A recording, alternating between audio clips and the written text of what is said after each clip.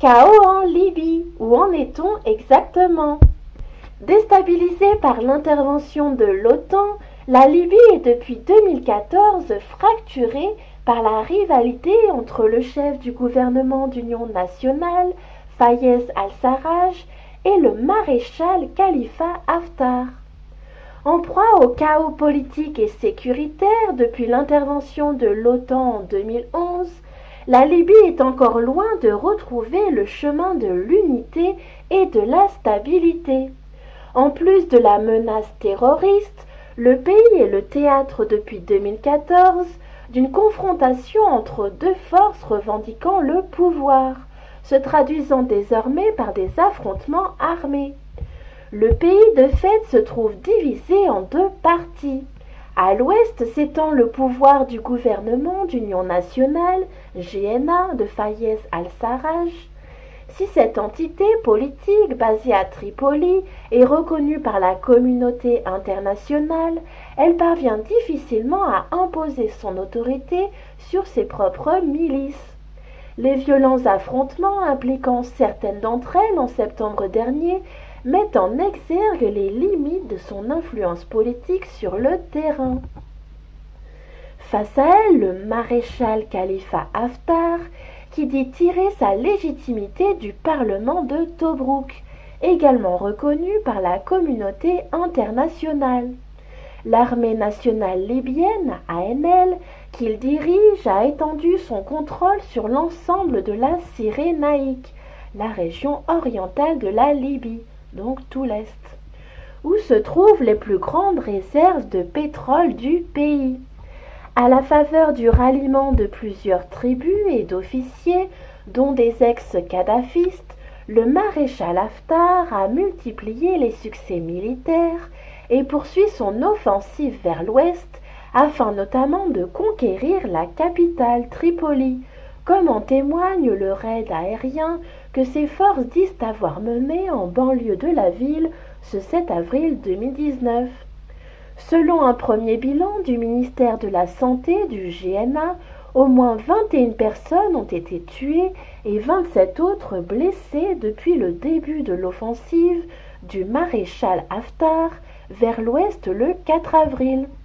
Le ministère ne précise pas si les victimes comptent des civils, mais le Croissant-Rouge libyen a déploré la mort d'un de ses médecins. De son côté, l'ANL a fait état de 14 morts parmi ses combattants. Menace terroriste en toile de fond.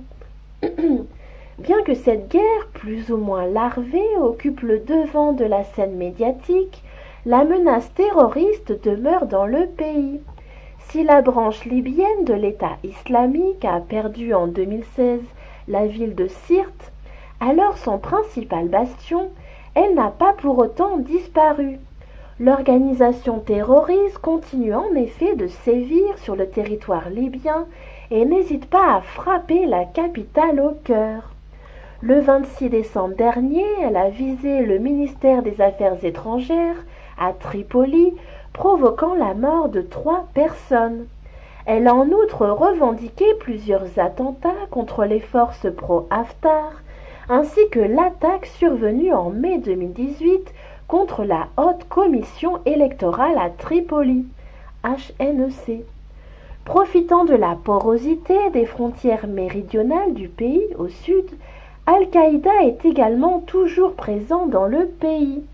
Le 19 janvier, l'ANL a affirmé avoir éliminé un de ses chefs, Abu Talha al-Libi, ainsi que 2 terroristes, le Libyen El Mehdi Dengo et l'Égyptien Abdallah Dessouki. Une situation de chaos doublée d'une impasse diplomatique.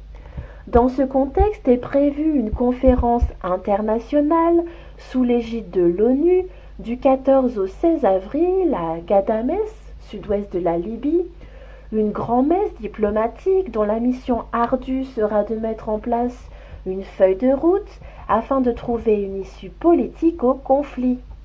Preuve du scepticisme ambiant quant à la concrétisation de cet objectif, les propos tenus le 5 avril par le secrétaire général de l'ONU, Antonio Guterres, lors de sa visite en Libye, Après avoir rencontré Fayez al-Sarraj à Tripoli et Khalifa Haftar à Benghazi dans l'Est, il a déclaré, je cite, « Je quitte la Libye avec une profonde inquiétude et un cœur lourd. » Un ton différent de celui adopté le lendemain, le 6 avril, par l'émissaire de l'ONU pour la Libye, Ghassan Salamé. Je le cite, « Les Nations Unies vont rester aux côtés du peuple libyen et nous continuerons à œuvrer pour assurer le succès du processus politique loin de toute escalade, » a-t-il ainsi assuré lors d'une conférence de presse organisée à Tripoli.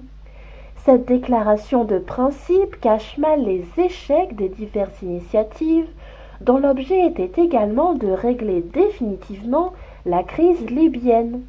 Ni la conférence de Paris de mai 2018, au cours de laquelle Emmanuel Macron avait promis la tenue d'élections législatives et présidentielles en décembre de la même année, ni celle organisée par l'Italie à Palerme ne se sont traduites par des avancées concrètes.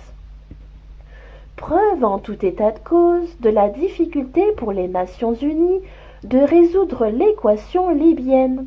Son appel à l'application d'une trêve humanitaire, je cite, de 2 heures pour évacuer les civils et les blessés près de Tripoli ce 7 avril n'a pas été entendu, selon les services de secours et la mission de l'ONU en Libye.